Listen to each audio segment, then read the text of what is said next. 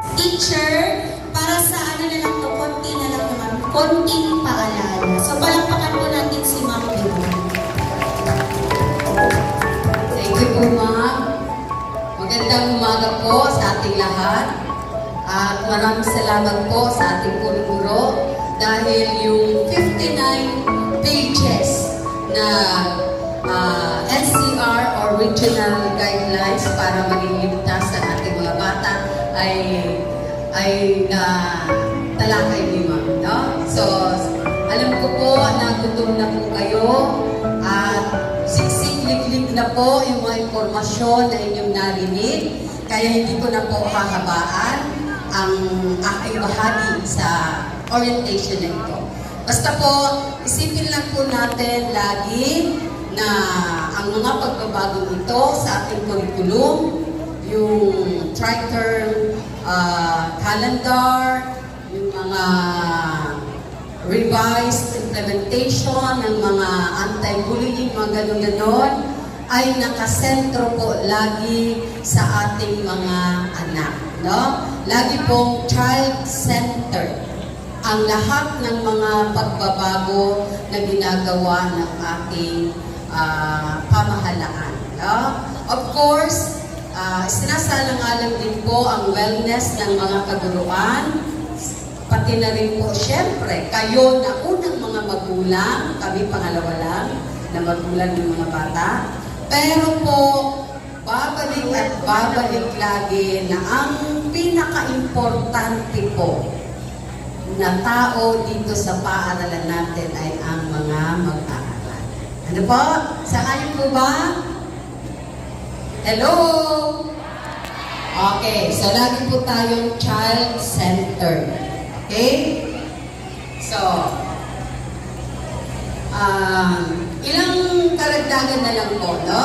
Para sa kaalaman ng mga mag-aaral, magulang, tagapag-alaga at mga kawani ng paaralan, narito po ang pangkalahatang alituntunin at patakaran ng Paaralang Esteban Nevada,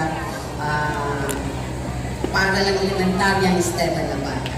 Okay? So, una nga, nasabi na pati ni Sir Alkin at ni Ma'am Palaran, pumasok sa paaralan araw-araw from Monday to Friday at turo kung lumipan ang anak sa klase. Kahit po may GC na po kayo, maganda pa rin na merong hard copy ng excuse letter pagpasok ng bata para hindi na tanong ng tanong. Katulad ng sinabi po, no, minsan yung mga guro ay nagiging yaya, tagapag-alaga, tagapagbantay.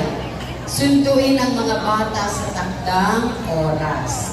Nasabi na po, yung bullying or peer abuse na nakasaad sa Republic Act number 10627. Magulang, walang perfectong bata. Pero kung lagi tayong aware sa mga nangyayari, maaagapan po natin ang anumang di ka nais-nais na matataglay ng ating mga. Ano ba? Maraming salamat po. Kayanin natin ang anumang pagsubok kasi kung tayo na unang magulang at pangalawang magulang ay mahihina, yung mga anak natin ay hihina din ang loob. Ano po? So, tayo po ang modelo nila. Maraming salamat po sa inyong lahat. Thank you so much po, Ma'am Biro, for those important reminders. And now, to give the closing remarks, please welcome Mrs. Amalia R. Belmonte, Master Teacher 1. So, thank you po. Kaya ba? Okay, kakayanin natin. Patapos na po tayo. So, sana po, may naiiwan pa sa isipan ninyo sa loob ng 3 oras na discussion dito sa harap. Sa itaas po ng entablado. One thing na lang po. Ang gusto ko lang pong iparating sa ngalan ng aming paaralan, ng pamuluan, isang bagay lang po. Ang mga guro po, nandito po kami bilang katuwang ninyo. Huwag niyo po kaming tratuhin na kalaban ninyo sa inyong mga anak. So magkatuwang po tayo, partners po tayo. Parayangan po natin yung kalidad ng edukasyon ng inyong mga anak. So sana po, anytime o tuwing ipapatawag po kayo, may mga pagkakataong ipapatawag po kayo, maglaan po sana kayo ng panahon na makausap ang guro kapag kayo po ay napatawag.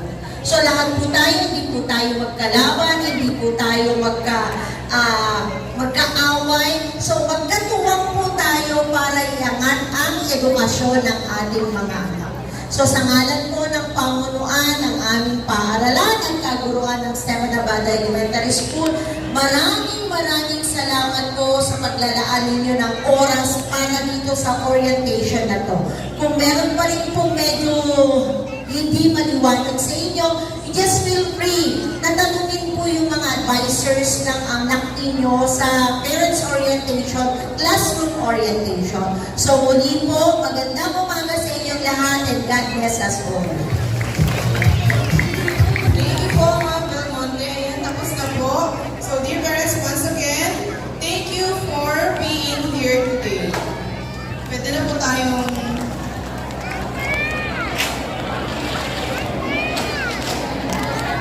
so, yung mga gusto pong tumulong sa mga classrooms, magbrigada, pwede po kayong pumunta po kung saan grade level po kayo.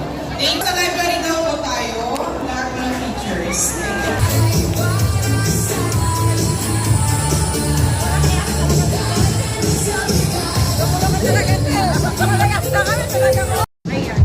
Okay, let's give them a round of applause. Good morning po kay So ipapakilala ko muna po ang aking sarili. Ako po si Mirny Lomokso, nurse po ng District 1 Health Office. At kasama ko po si Dr. Diane Catherine Ocampo, dentist supervisor po ng District 1 Health Office. At kami po ay taga Quezon City Health Department. So, ipapaliwanag po sino po ba yung Quezon City Health Department. So, next, sir.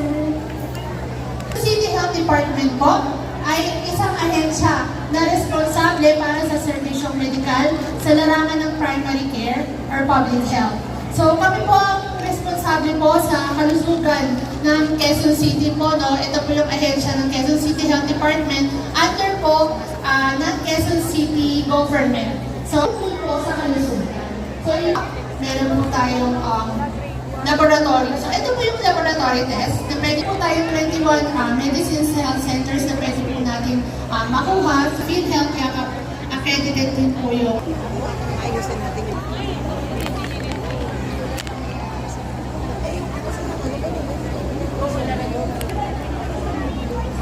okay po. Sige po tayo. So, PhilHealth kaya